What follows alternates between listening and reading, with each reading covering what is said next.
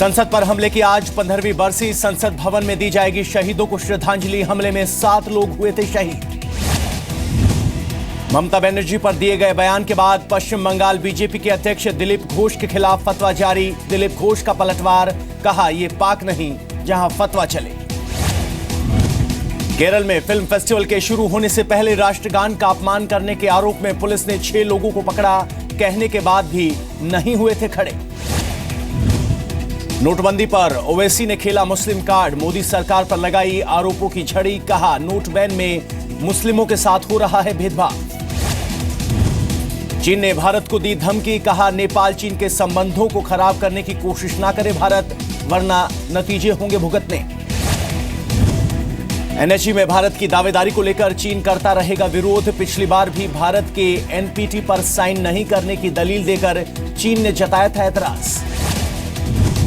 चीन ने यूएन में फिर दिखाई आतंकी मसूद अजहर को लेकर भारत से दूरी। आतंकी अजहर को अंतर्राष्ट्रीय आतंकवादी घोषित करने के भारत के दावे का नहीं किया समर्थन। एलओसी पर फिर बढ़ी आतंकी हलचल। सूत्रों के मुताबिक करीब 42 लॉन्चिंग पैड पर देखी गई आतंकियों की मौजूदगी।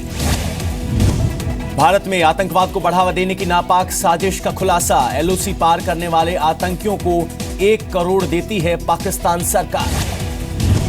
पाक में जम्मू कश्मीर अमन फोरम के नेता सरदार रईस इकबाली ने दिया पाक को बेनकाब।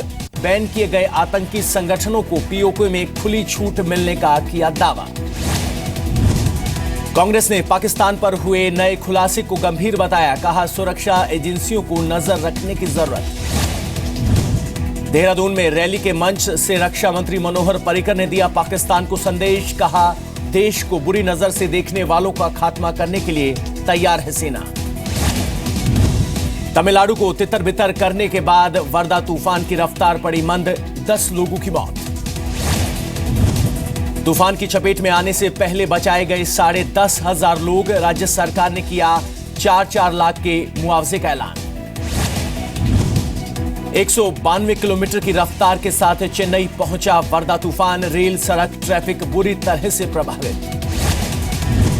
चेन्नई में खत्म हुआ तूफान का असर। अलर्ट पर भी रही एनडीआरएफ की 7 और एसडीआरएफ की 2 टीमें। सेना की 2 टुकड़ियां भी तैनात। तूफान के बाद बने हालात की जानकारी के लिए गृह मंत्री राजनाथ सिंह ने तमिलनाडु के सीएम से की बात, ली जानकारी। त्रिवल्लूर में दिखा वर्दा के सबसे ज्यादा असर। तेज बारिश और हवाओं ने पहुंचाया भारी नुकसान। पेट्रोल पंप पर डिजिटल पेमेंट पर आज से मिलेगा इंसेंटिव। 75% तक 0.75% तक मिलेगा डिस्काउंट। 3 दिन के अंदर आएगा खाते में। अब से 50 नहीं 40% तक ही महंगा पड़ेगा ट्रेन का एन वक्त पर रिजर्वेशन। रेलवे ने 10% सस्ता किया फ्लेक्सी फेयर प्लान। कुंवारी महिलाओं को भी मिल सकती है अबॉर्शन की इजाजत। स्वास्थ्य मंत्रालय की कमेटी ने की प्रेगनेंसी एक्ट में बदलाव की सिफारिश। गुवाहाटी में व्यापारी के ठिकाने से जब्त किए गए 1 करोड़ 54 लाख के नए नोट। सीआईडी ने डाली रेड। आईटी को सौंपा गया केस। योग गुरु स्वामी रामदेव ने जताई आशंका। काले धन के कारोबारियों ने बैंक से साठ गांठ कर अपना काला धन किया सफेद। आरबीआई की बैंकों को हिदायत। नए पुराने नकली नोटों का मांगा हिसाब। रिकॉर्ड को संभाल कर रखने का दिया निर्देश। अफवाहों के बीच आरबीआई ने किया साफ, रद्द नहीं होगा एक्सिस बैंक का लाइसेंस। अब तक कई अधिकारी हो चुके हैं सस्पेंड। पाकिस्तान को तोड़ने का सपना कभी नहीं होगा पूरा। पाक मंत्री निसार अली खान का बयान। भारत ने की थी आतंकवाद को रोकने की बात।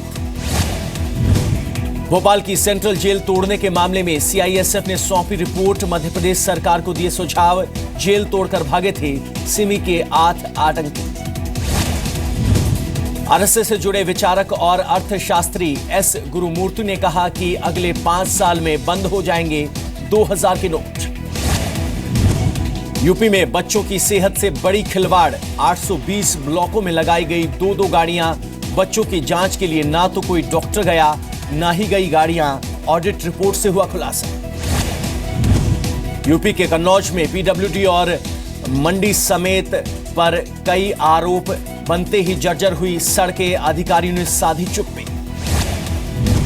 यूपी के महाराजगंज में 102 और 108 नंबर की एम्बुलेंस के वक्त पर नहीं पहुंचने से गर्भवती महिला की मौत, फोन उठाने के बाद की आने की आनाकानी। कैशलेस को बढ़ावा देने के लिए मेरठ में चलाया गया जागरूकता अभियान, बीजेपी नेताओं ने लोगों को सिखाए कैशलेस खरीदारी के गुर। यूपी के चित्रकूट में सामने आया नवजात को जिंदा दफनाने का मामला, बच्चे को पहुंचाया गया अस्पताल, बच्चा पूरी तरह से स्वस्थ। लुधियाना में दिल्ली के सीएम अरविंद केजरीवाल की रैली में जगह नहीं मिलने से एक महिला की मौत, एम्बुलेंस को निकालने के लिए नहीं मिली जगह। पंजाब के डिप्टी सीएम सुखबीर बादल ने तरन तारन में किया डक बस का उद्घाटन, सड़क और पानी पर चलती है बस।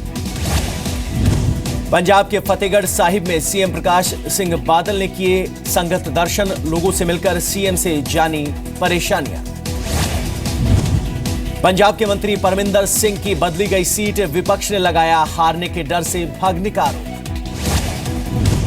केंद्रीय मंत्री हरसिमरत कौर ने भटिंडा में की उज्ज्वला योजना की शुरुआत, कहा मोदी सरकार तेजी से कर रही है विकास। मुंबई में डॉक्टर ने की पत्नी की चाकू मारकर हत्या, घरेलू झगड़े के बाद 40 बार चाकू से किया हमला, किया सरेंडर। यूपी के फतेहपुर से सामने आई नाबालिग से रेप की वारदात, बंदूक की नोक पर किया गया रेप, पीड़ित को धमकाते हुए मौके से फरार। झारखंड के गुमला में नक्सलियों ने की पशु व्यापारी की हत्या, 8 से 10 नक्सलियों ने दिया वारदात को अंजाम। ईस्टर्न रेलवे मुख्यालय को मिली धमकी भरी चिट्ठी, 50 करोड़ की मांगी फिरौती, मामला दर्ज। जम्मू कश्मीर की मुख्यमंत्री महबूबा मुफ्ती ने की चीन और पाकिस्तान के तर्ज पर कॉरिडोर बनाने की अपील, कहा इससे तेज होगा विकास।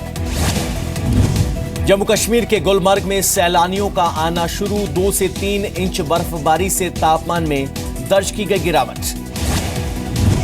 सीरिया के अलेप्पो में विद्रोहियों और सेना के बीच जंग जारी, आखिरी दौर में पहुंची लड़ाई। मिस्र के राष्ट्रपति का दावा, कर ली गई है चर्च पर आत्मघाती धमाका करने वालों की पहचान, आत्मघाती हमले में 24 लोगों की हुई थी मौत।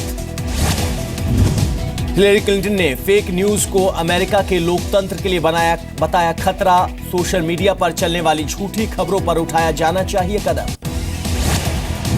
फ्रांस के लियो शहर में 70 किलो सोने की लूट, हथियारबंद लुटेरों ने वैन को लूटकर दिया वारदात को अंजाम। यूनिसेफ के 70वें जन्मदिन पर एम्पायर स्टेट की इमारत को नीली रोशनी से सजाया गया, बच्चों पर होने वाली हिंसा को बनाया गया थी। अमेरिका के अटलांटा में जू में जन्मे जुड़वा पांडा के बच्चों का किया गया नामकरण, दोनों का 100वें दिन रखा गया नाम।